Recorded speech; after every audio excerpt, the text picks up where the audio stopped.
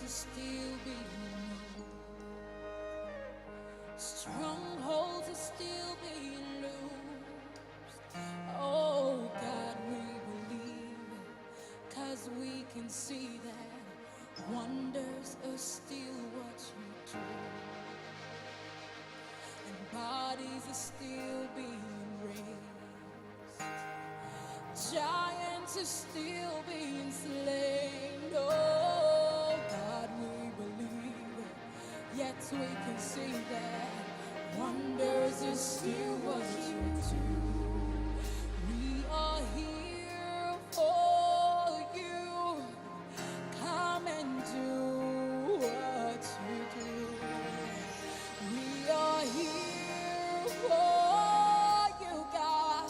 Come and do what you do. We set our hearts on you. Come and do what you do, 'cause we need you. We need you. We need you.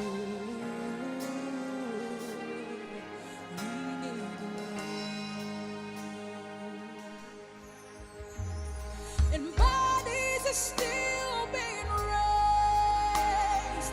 Giants are still being slain. Oh God, we believe it. Yes, we can see that wonders are still what you do. We are here for you.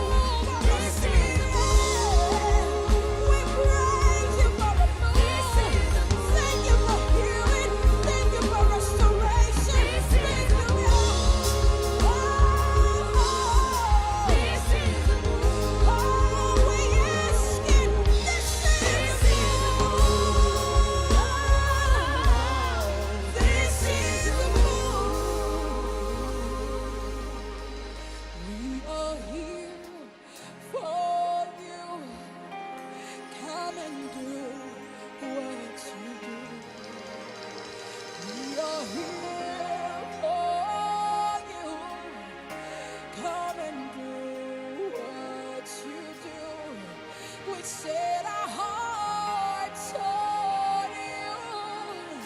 Come and do what you do, 'cause this is a move. This is a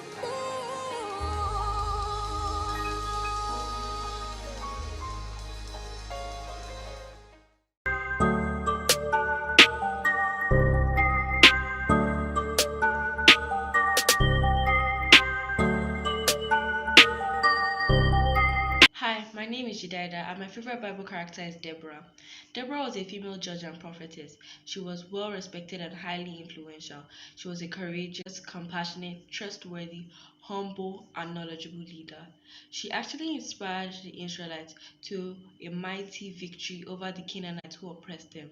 I like her because she was an exceptional leader who served God and her people honorably. To learn more about her, read Judges chapter 4 and 5. Thank you. Hello everyone, my name is Ileriolu Afakolade and I'm 11 years old. I'm here to talk about my favorite Bible character. My favorite Bible character is David. David was very courageous and trusted in God. He was courageous because he was able to defend his father's sheep from a lion and a bear, and he was able to defeat the lion and the bear with his bare hands. He was also able to defend his nation from a Philistine giant named Goliath, and he trusted in God that he would be able to defeat Goliath. This same David was a shepherd, a musician, a warrior, and he also became a king. What I've learned from David is that I should be courageous and trust in God in any difficult situation, and there's nothing I can't achieve. Thank you very much.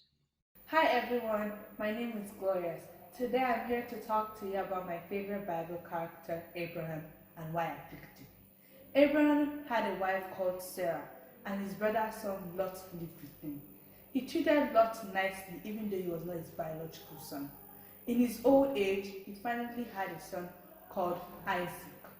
When, as a test, God told him to sacrifice his son. He was about to sacrifice him and God told him to stop, that he should not sacrifice him, that he should sacrifice a ram instead. What I think we can learn from Abraham's life is being nice to people, obeying and trusting God. Thank you. Bye. Hello, my name is Zara Lausch, and I'm here to talk about my favorite characters in the Bible. Favorite characters in the Bible are Shadrach, Meshach, and Abednego. Shadrach, Meshach, and Abednego were three people that were thrust into a burning furnace by the king of Babylon, Nebuchadnezzar.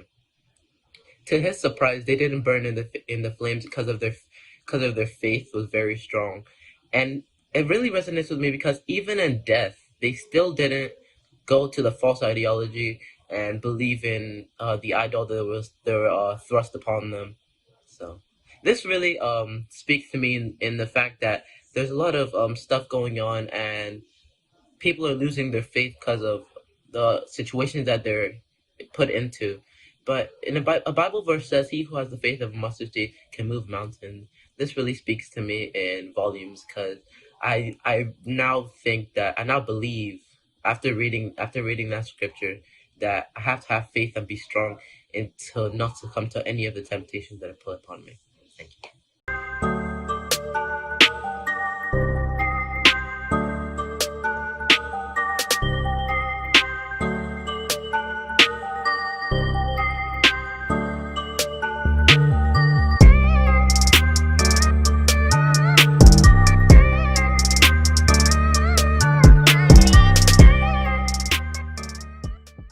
The Book of Esther. It's one of the more exciting and curious books in the Bible. The story is set over 100 years after the Babylonian exile of the Israelites from their land. And while some Jews did return to Jerusalem, remember Ezra and Nehemiah, many did not. And so the Book of Esther is about a Jewish community living in Susa, the capital city of the ancient Persian Empire. And the main characters in this story are two Jews, Mordecai and then his niece Esther. And then there's the king of Persia, who's something of a drunken pushover in this story. And then there's the Persian official Haman, the cunning villain. Now, this is a curious book in the Bible, mainly for the fact that God is never even mentioned, not once, which might strike you as kind of odd. I mean, isn't the Bible about God? But this is a brilliant technique by the author, who's anonymous, by the way. It's an invitation to read this story looking for God's activity, and there are signs of it everywhere. The story is full of very odd, quote, coincidences and ironic reversals, and it all forces you to see God's purpose at work, but behind the scenes. Let's just dive into the story. The book opens with the king of Persia throwing 2 elaborate banquet feasts that last a total of 187 days, and it's all for the grandiose purpose of displaying his greatness and splendor. On the last day of the banquet feast, he's really drunk, and he demands that his wife, Queen Vashti, appear at the party to show off her beauty. She refuses, and so in a drunken rage, the king deposes Vashti and makes the silly decree that all Persian men should now be the masters of their own homes. Then he holds a beauty pageant because he wants to find a new queen. This is like a really bad soap opera. But it's right here that we're introduced to Esther and Mordecai. Esther hides her Jewish identity and enters the beauty pageant and wins. And the king is so obsessed with Esther that he elevates her to become the new queen of Persia. Now after this, and even more serendipitous, is the fact that Mordecai just happens to overhear 2 royal guards plotting to murder the king. And so he informs Esther, who in turn informs the king, and Mordecai gets credit for saving the king's life. Now right here from the beginning, God's not mentioned anywhere, but this all seems providentially ordered. What is it that God's up to? You have to keep reading.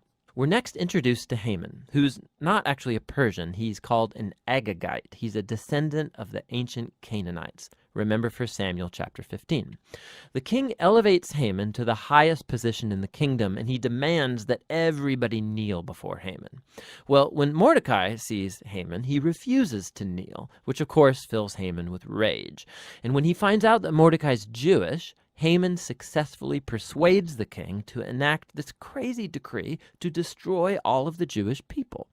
And to decide the date of the Jews' annihilation, Haman rolls the dice. A die is called pur in Hebrew. Tuck that away for later. 11 months later, on the 13th of Adar, all the Jews will die. Haman and the king then have a drinking banquet to celebrate their really horrible decision. So the focus now turns to Mordecai and Esther, who are the only hope for the Jewish people. They make a plan that Esther's going to reveal her Jewish identity to the king and ask him to reverse the decree. But approaching the king without a royal request is, according to Persian law, an act worthy of death.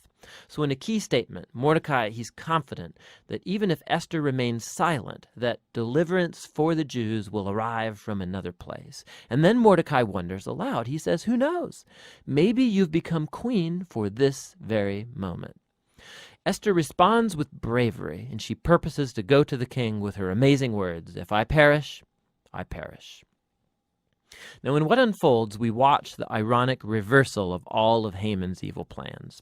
So Esther hosts the king and Haman at a first banquet, and she says that she wants to make a special request of both of them at an exclusive banquet the following day.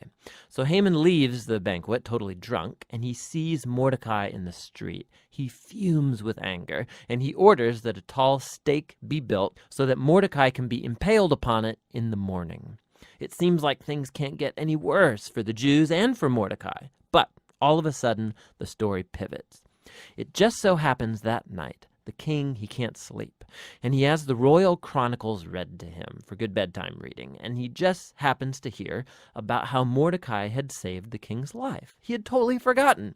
So in the morning, Haman enters to request Mordecai's execution, and the king in that moment orders Haman to honor Mordecai publicly for saving his life. So now Haman has to lead Mordecai around the city on a royal horse, telling everyone to praise him. Now this moment in the story, it's a pivot for the whole book. It begins Haman's downfall and Mordecai's rise to power. Watch how this works.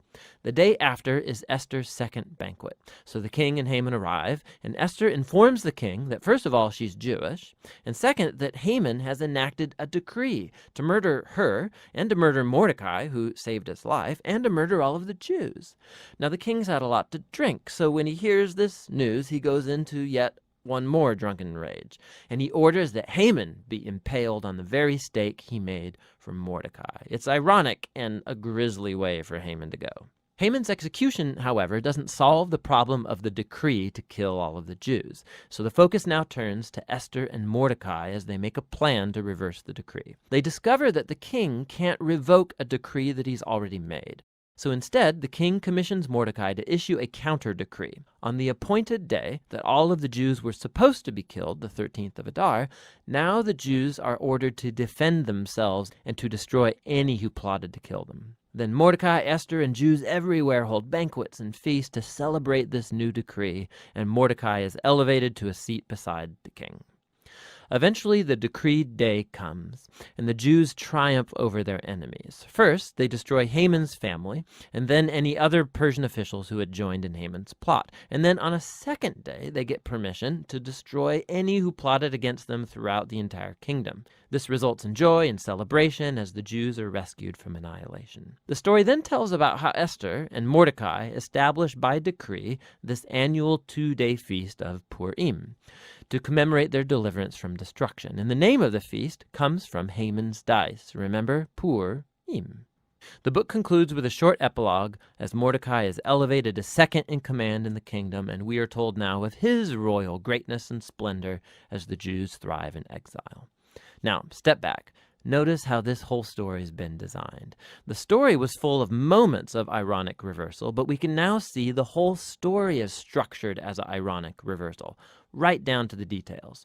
So the king's splendor and feasts and decrees are mirrored by Mordecai's splendor and feasts and decrees at the end. Esther and Mordecai, they first saved the king, but now in the end they save all of the Jews. Then you have Haman's elevation and edicts and banquet that gets reversed by Mordecai's elevation and edict and banquet.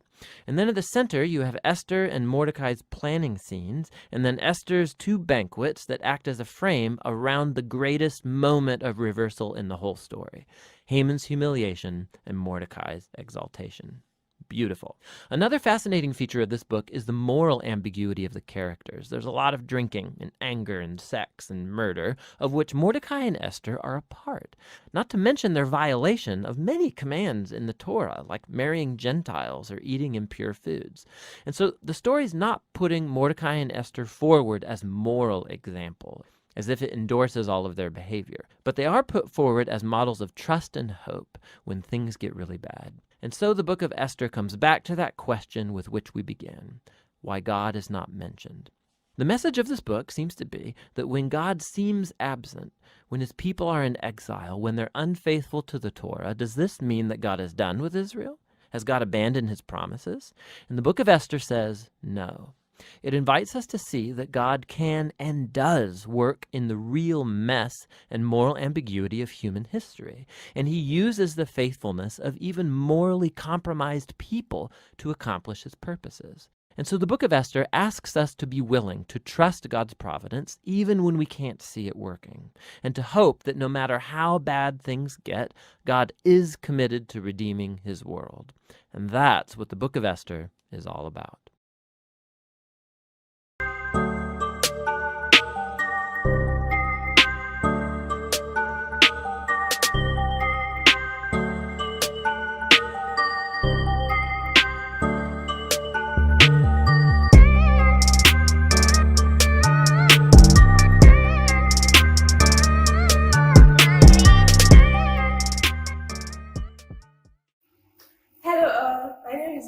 I'm here to tell you about my favorite Bible character. His name is Joseph. He was a teenager just like us when his brothers sold him out to slavery because they were jealous of him, and he had dreams of him being greater than them, and they were just like, this can't happen because he's way younger than us. And also, I adore Joseph because he feared God and was faithful to both God and his master Potiphar, even when no one was watching. And even though he got sold out by his own brothers and imprisoned for a crime he didn't even commit, he didn't blame God or his brothers or anyone around him. Rather, he even sought out to help people and make their lives better, like he translated the chief butler's dream and the chief baker's dream to them when they were having issues. So I think we should be like Joseph by being selfless. And also, when his brothers came back and their father died, they felt like he was going to get back at them for all they did to him when they were teenagers, but he didn't. He forgave them, and he said It wasn't their plan that brought him there, it was God's plan. If not, they would have all starved by then. So we should be like Joseph and forgive people when they hurt us. And the virtues you can learn from his life are faithfulness, integrity, selflessness, and most of all, forgiveness. Thank you. Bye. Good day, my brethren. I'll be talking on Daniel. Daniel was a young man in Israel, and there was a king called Nebuchadnezzar. He had a war with Israel and took some people along with him and turned them into slaves, including Daniel. After this passed by, King Nebuchadnezzar had a dream, and he called the astrologers, wizards, and magicians. He also called Daniel and his friends. He asked them to tell him his dream and interpret his dream. But there was no answer. And he said, if any of you can't give me the answer, all of you will be dead by tomorrow. So as they were going out of the palace door, Daniel quickly begged the king's bodyguard to give him more time, that I want to go home and pray, and my God will give me the answer.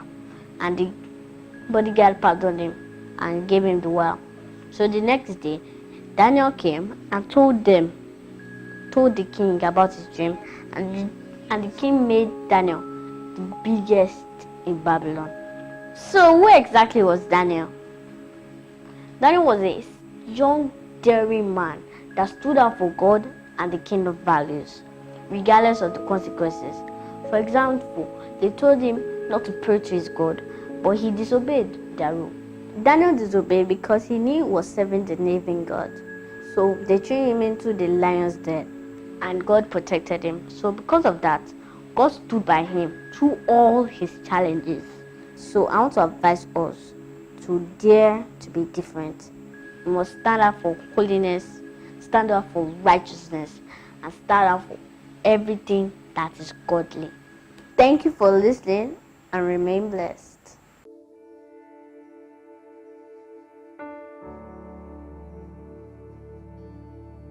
When we walk with the Lord in the light of His word, what a glory He sheds on our way.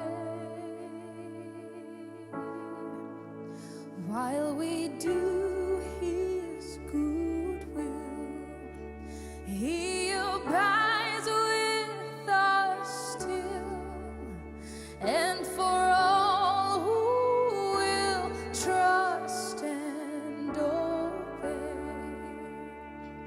trust and obey, for there's no other way to be happy in Jesus but to trust and obey.